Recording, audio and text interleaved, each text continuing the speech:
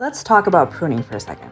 Pruning can encourage more growth in your houseplants, and just like we all need a little haircut from time to time, our green babies need a little trim as well. Houseplants should typically be pruned at the beginning of the growing season, which is sometime in late winter or early spring. But whatever the season, it's important to know how to properly prune your plants. So let's get started.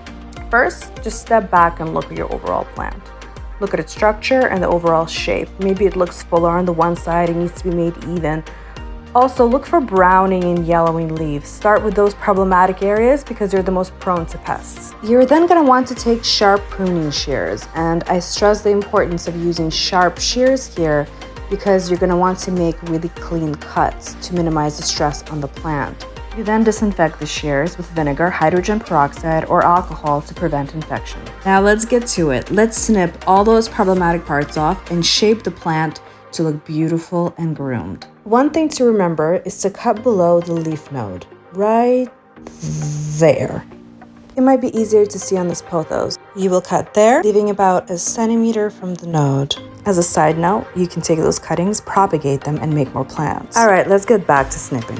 To shape the plant, you will want to cut down stems that are too long or heavy to give the plant a more even look and to encourage a more balanced growth pattern. Unless you're working with a very resilient plant like this one, you're generally not going to want to prune back more than 25% of the plant because it might be overwhelming for their recovery. I like to finish every pruning with a thorough watering to promote new growth.